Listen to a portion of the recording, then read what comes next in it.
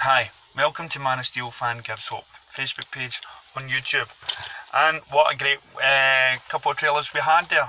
Fantastic. I love the build up. The trailers just, when you put them all together, it just gave us what we needed. And I liked the way the last one ended, where it sort of gave you what you thought you wanted, which was Clark, but didn't. And what you got from all the trailers was the loss of Superman. And for all those Superman fans out there, it must mean a lot to you to have that, to have his importance and what he's shown you and highlighting hope. I'm sorry, I'm going to cough and sneeze and whatever. I'm really bad, really down with it. So what I want to do just now, my Amazon Wonder Woman statues came in, so I've collected the Batman stuff and Harley Quinn one. So hopefully I'll open the box tonight and film it and let you know. Can't wait.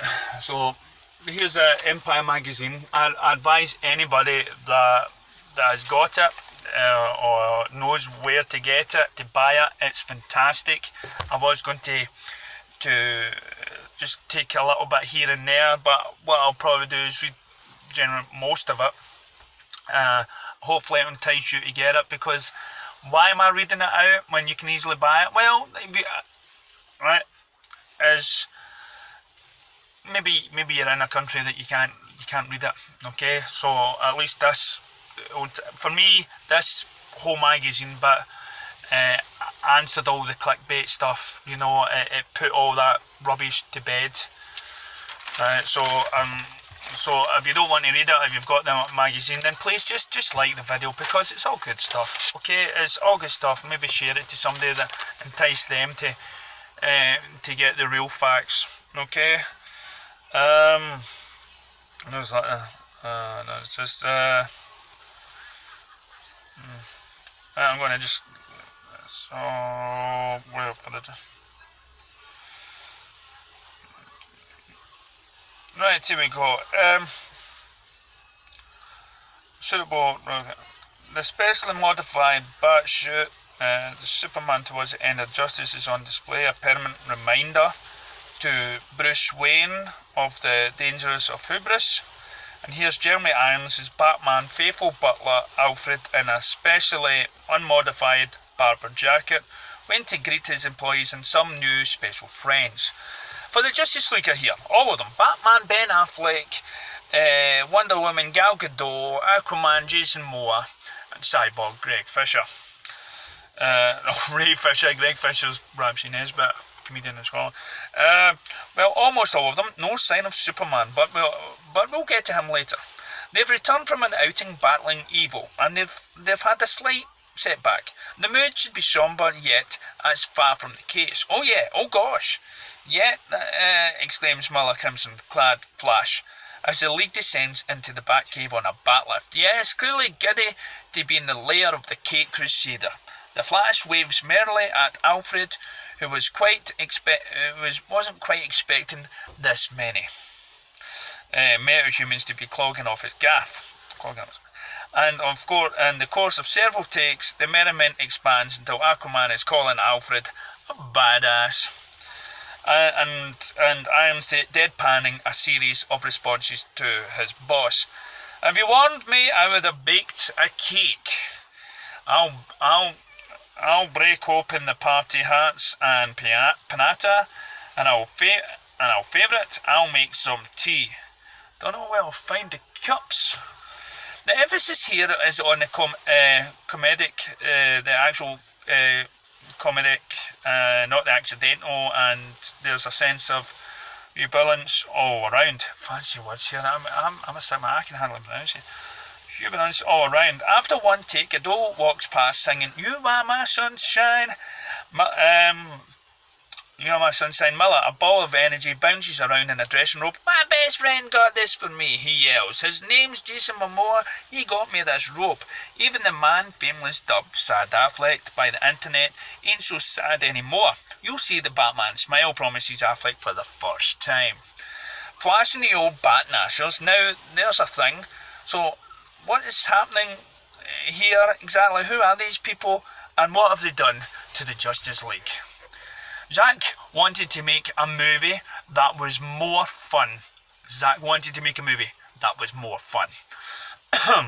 With a little bit lighter, that wasn't so encumbered with heavy melodrama, explains Affleck to Empire in September 2017, just a couple of months before Justice League is finally introduced to the world, in the year that's passed since we were on set. Much has changed. Wonder Woman wowed critics, bosses, the box office with a 816 million take, and proved that the DCU can do light, funny, inspirational, and on a much more serious and sombre note. Snyder has stepped away from the filming following a family tragedy, with Joss Whedon drafted in as his custodian. But one thing that doesn't seem to have changed, despite the heart-rending development and the focus of unlocking the friendlier, warmer tone, Justice League is not a dark or heavy movie, says Gal Gadot. It doesn't have the weight that Batman v Superman had. It would be easy and cynical to write off this apparent sea change as something, of course, correction, a response to the backlashers who were unhappy with BVS, stern face and jars of pee. It would be also wrong. I can understand people saying Batman v Superman was too dark, or this was outside the tone of what I'm used to seeing with Batman's story. But I think that's a fair criticism, concedes Affleck. But this was all scripted. This was all scripted and set up before that movie came out. The approach was changed anyway for the second one. It was a natural progression. Apparently, Snyder has been playing this kind of long game that would impress Lex Luthor. The first time I ever sat in Zack's office, he told me people were mad at him for making things too dark, recalls Miller, who first met to discuss playing Barry Allen, aka The Flash, sometime in 2014. He said something that I thought was really true and undeniable, that the world of DC is the world of Batman, and everything, including Superman, has to come into the darkness of that world where Gotham exists. From there, Zack always intended for the Justice League to rise out of the darkness and maybe even bring Batman with them. Maybe an inch. See? Always the plan. It's not the first time Warner Brothers has tried to make the finest league this side of Royston.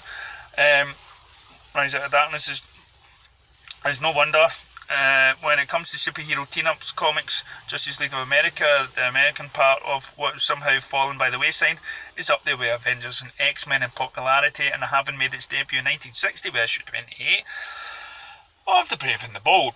Predates both around there.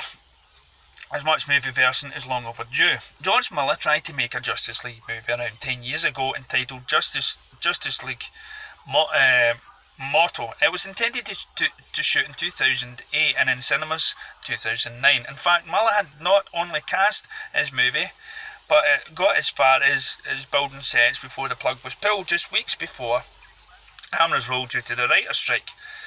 Having another Batman run around in the same time as Christian Bale might have confused the heck out of audiences. Just like this Joker thing, maybe two people playing Joker. It's easy to file Miller's Mortal in the folder marked regrets. The alliteration of Justice League would have beaten Avengers into cinemas by a good 3 years. As it was, by the time Man of Steel, the tentative toe in the water of cinematic universe was released, Marvel Studios didn't need Thor to steal DC's thunder. There were already 7 films down, owned by Disney, and had assembled the Avengers by the time Justice League comes out in November. Marvel will be on its 17th film, with its 3rd Avengers movie, Infinity War, due next April. Warner Bros. And DC are still playing catch-up. The wondrous reception afforded Wonder Woman has created a swell of goodwill, and I hope that Justice League might continue that upward trajectory. It may also take a bit of pressure off the movie in terms of needing to find the DC universe, admits Affleck. Of his castmate's success, it doesn't feel like the whole world is riding on our shoulders so much. The comparisons to the Avengers movies are possibly reductive but unavoidable. There's the obvious, both are superhero team-up films based on popular comic books, but the less obvious, whether by sheer bad luck or perhaps because this kind of movie can really sustain so many stories. The plots of Justice League and the Avengers Infinity War were essentially the same. Here Steppenwolf, emissary to Darkseid, is an all-powerful alien who may ultimately be revealed as the movie's true villain. Decides it would be a simply capital time to pop down on Earth in pursuit of 3 mother boxes. Those are technologically advanced cubes from the planet of Apocalypse, Darkseid's home. They were given to 3 fractions: the Atlanteans, the Amazons, and the humans. Destructives. They can be destructive, says Momoa, choosing his syllables carefully. And when the 3 boxes get together, it's bad news. Recognising this, billionaire genius playboy philanthropist Bruce Wayne teams up with some superfolk to stop Steppenwolf from coming to the world to smithereens, change Steppenwolf to Thanos, mother boxes to infinite stones, Wayne's to Stark, and the 2 are in a million miles away. And the last, but by no means, is Joss Whedon. Whedon is the man who cracked the ensemble superhero film code, not once but twice with the Avengers movies. Both times to $1 billion effect. One of the best dialogue guys in the business. He's a dap hand, giving characters room to breathe in a setting that could easily get overstuffed whilst writing them. Singers are plenty, but Snyder's announced in May that he and his wife Deborah will be leaving Justice League. Whedon was their choice to step in to complete the film, polishing the screenplay for which he had been given an official writing credit and overseeing additional photography and post-production. It made sense. Track record aside, he was already in thing with the DCU when he was developing a Batgirl movie. The general assumption was that he'd been tasked with evangelizing the movie, with giving Bruce Wayne plenty of bat zingers. But you know what they say about assumptions. I didn't sense that they were moving towards something that felt like the Avengers, says Affleck. Joss is more than just the Avengers director. He's a good storyteller, but full stop and midstream, Joss got up, and part of what interested him was the puzzle aspect of it, fitting in pieces that weren't there yet. He put the rest of the pieces in and gave it his own imprimatur, whatever that is. Godot is keen to stress that this is Zack Snyder's movie. Joss only did a few weeks of reshoots. He was Zack's guy and knew exactly what he wanted to get, and feeling that this remained Snyder's vision and was maybe a touch of Whedon is supported by the rest of the cast. Joss came in and walked a very fine line between Zack's sensibility, tone and direction and his own tone and direction, says Affleck. We found it really fun and inspiring synthesis of these 2 forms of storytelling. I was so glad everyone showed up to work for Zack. It's clear that Snyder means the world to his cast, and that the tragedy that befell him and his family was also cut them deeply. The connection is genuine and meaningful. I effing love Zack, man, says Momoa. I'll do anything for him, asks Godot. He has a beautiful vision. Miller is audibly moved by Snyder's personal situation and by the presence in the mind of director. Is recognising that he would be unable to finish the movie to the best of his ability. It's a heroic act as its root, he says. He called each and every one of us and took the time to explain something that defies in many ways explanation. He told us exactly how it was going to go down, which was true to course. He fascinates and amazes and staggers me. Zack Snyder, ultimate effing legend forever. Whatever from Justice League finally takes it takes, it will deliver in terms of spectacle. That's given it a Zack Snyder film. The movie's bigger in scale than in any movie I've been involved with in my career, says Affleck. A man who's known scale after being involved in likes of Armageddon, Pearl Harbor and Clerks 2. It feels massive in terms of visual elements. That's something that Zack is really good at. It'll be admired. And there are other elements that will help set it all apart in the marketplace. That's coming dangerously close to crowded. DC's going to be changing the name to Diversity Comics pretty soon, laughs Fisher. He's right. This Justice League lineup is refreshingly receptive with only Affleck's Batman being the standard issue, ultra-ripped white guy of all the characters on the team. Cyborg may be the biggest unknown quantity. He's a popular character in the comic books and in various versions of Teen Titans animated series, but for Joe Public, he's the movie's equivalent to Hawkeye in the Avengers movie. The guy you're most likely to forget in a pub quiz. But Fisher is an endearingly earnest actor who's seen Batman v Superman so many times he can quote it chapter and verse and is determined that will change, and sees Cyborg as a role model. You'll be dealing with the only member of the Justice League who is African American. You'll be dealing with the only member of the Justice League who in some ways what some would consider disabled. He says you don't want to end up telling a story that isn't going to respect those factors. But he's going to be cool as hell. Then there's Momoa's Aquaman, a drastic departure from the comic book character. He's white, blonde hair, says Momoa, who was born in Hawaii, a mix of heritage, but Zack had a vision. The fact that Aquaman is brown skin, superhero, I'm pretty stoked about. I love being able to to set the tone. There's been a feeling that the heavy lifting in Justice League would be handled sometimes literally by Batman and Wonder Woman, with rumours suggesting the additional photography sessions would increase the size of Diana's role following the immense success of her own film, but rumours are just assumptions in a different court, and we all know what assumptions make you out of. And you know what I did 1 week, says Cadeau, of the reshoots. Diana serves as the glue of the team. She finds moments to support everyone of the team and makes them feel stronger or believe in themselves. But this is not a Wonder Woman movie. Instead, the movie will offer the chance to get fully acquainted with Cyborg, Flash and Aquaman, who made a blink in the mist some cameos in Dawn of Justice, also showed up briefly in Suicide Squad.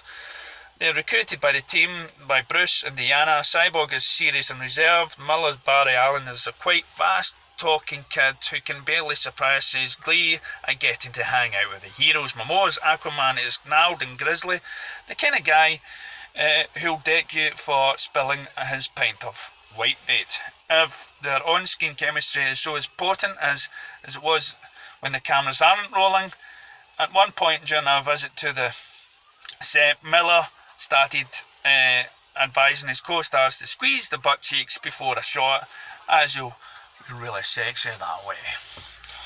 I'll go a long way towards filling the hole left in the Justice League by the absence of a certain Superman. Yes, there might be one last surprise up Snyder and Whedon's collective sleeve, a Kryptonian elephant in the room. The one-word answer to the question of who would win a fight between the Avengers and the Justice League: there is quite simply no Justice League without the Man of Steel, except for one small complication. He's dead, killed heroically at the end of Dawn of Justice, given his life so that the Rampage and Doomsday could die, saving the world in the process. He was given a lavish funeral which took place at the same time as a crusading reporter Clark Kent, who died in the conflict. Strange, so Superman snuffed it, and his death is the catalyst for the events of Justice League. It's out of the memory of Bruce Wayne, of Bruce trying to put the team together, says Fisher. The world is suffering from the loss of Superman and the ultimate sacrifice he made bring these people out. But when the super shift is hitting the super fan, super shit is hitting the super fan. not even the Justice League will be able to handle it. They need the last son of Krypton, and they'll get him. Batman v Superman ends with a shot of the Shaw being lifted up from the rise of Superman's coffin, and it seems that you can't keep a good Christology down. Superman will fly again in Justice League, in which capacity remains to be seen. Early rumours had it they would return somewhat changed, being bad, but no, but that's too reminiscent of Dawn of Justice. It's much more likely that Superman is the cavalry flying to save the day as usual. With the sort of thing, nobody's allowed to confirm anything. Henry, rest in peace. Straight batsman mower. He's working out with Tom Cruise right now. He's doing alright. One thing he denied, Henry Cavill's presence on the film set when Cavill came back for the additional photography. He was supporting a moustache that he'd grown for Mission Impossible 6, which, legend has it, was forbidden from forcing the CGI guys to do their thing. It was a full porn star, moustaches. Affleck, he looked like a porn star from the 70s, just a better body. It's a different twist on Superman. The Man of Steel with a porntache. Sounds like the newfangled fun. This relaxed Justice League seems to be okay doing in the league, and maybe we'll find out. We'll try and figure out what can make Superman, Batman, smile. Great read. I'm glad I'm finished it. It's the third time I've just read this. But no, listen, I'm going to, as I say, do them at box Amazon. If you haven't got that, maybe check the page. Maybe there's groups. I know on Man of Steel Fan Gives Hope there's wee drafts of that on the page, and I hope that's put all that clickbait nonsense to bed. Thank you if you've actually stayed up and watched the whole of this. It's like Jack and Ori, me telling you a story. But here we go, just around the corner now. I'm going home to open my window women. Thanks very much, and be positive out there.